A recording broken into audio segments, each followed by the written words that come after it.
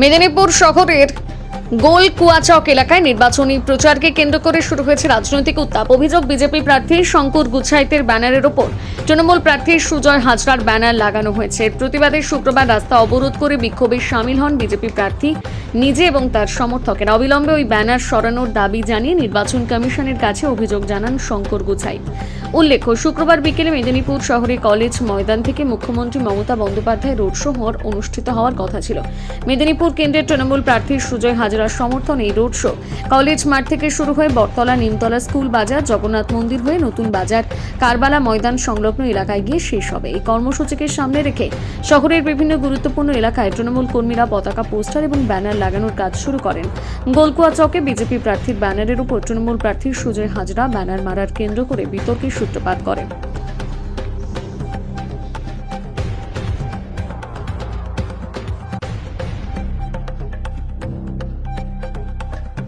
আমাদের ফ্ল্যাগ, আমাদের পোস্টার, আমাদের ব্যানার, আমাদের কাটআউট আগে থেকেই মেদিনীপুর শহরে লাগানো আছে।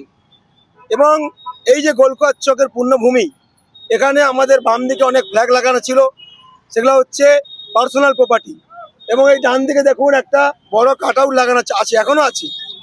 সেখানে অপদার্থ তৃণমূল তারা কি করেছে, আমাদের ফ্লেক্সগুলোকে ছিঁড়ে দিয়েছে, আমাদের ঝান্ডাগুলোকে খুলে নর্দমায় ফেলে দিয়েছে।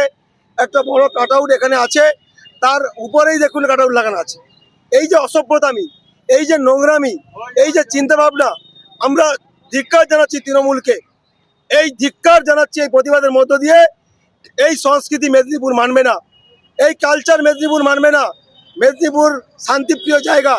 আমরা মেদিনীপুরবাসী হিসাবে তৃণমূলের এই ফ্লেক্স ছিঁড়া, ঝান্ডা ছিঁড়া, ব্যানার ছিঁড়া এবং আমাদের কাটআউটের উপরে কাটআউট লাগানোর প্রতিবাদ করছি। আমরা যতক্ষণ না অভিযোগ আমরা এক্ষুনি জানাচ্ছি কমিশনকে, টাইম পাইনি, এই প্রতিবাদের পরে জানাচ্ছি, যতক্ষণ না এখানে পুলিশ এসে আমাদের কাটআউট যেমন ছিল তেমন করে না দেয়, যতক্ষণ না আমাদের ঝান্ডা যেমন ছিল তেমন হচ্ছে, আমি প্রার্থী হিসাবে বলছি প্রতিবাদ চলবে, পথ অবরোধ চলবে, আন্দোলন চলবে। প্রথম কথা হচ্ছে বিজেপি ভালো করে বুঝে গেছে যে মেদিনীপুরের সিট তারা হারছে এবং হেরে গেছে। তো আজকে মুখ্যমন্ত্রী আসছেন, দলনেত্রী আসছেন, জননেত্রী আসছেন মেদিনীপুরের পবিত্র মাটিতে। তিনি এখানে পদযাত্রা করবেন।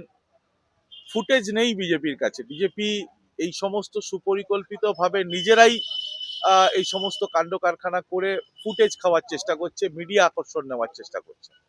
মিডিয়া ওদের আকর্ষণ দিতে পারে, কিন্তু মেদিনীপুরবাসী মমতা বন্দ্যোপাধ্যায়ের ওপর ভরসা রাখেন, আগেও রেখেছিল, এখনো আছে, আগামী দিনেও থাকবে। আমাদের প্রার্থীর জেতা শুধু সময়ের অপেক্ষা। ওরা ফুটেজ খাওয়ার জন্য সুপরিকল্পিতভাবে নিজেরাই নিজেদের মতো করে কন্দল করছে যাতে মিডিয়া ফুটেজ খায়।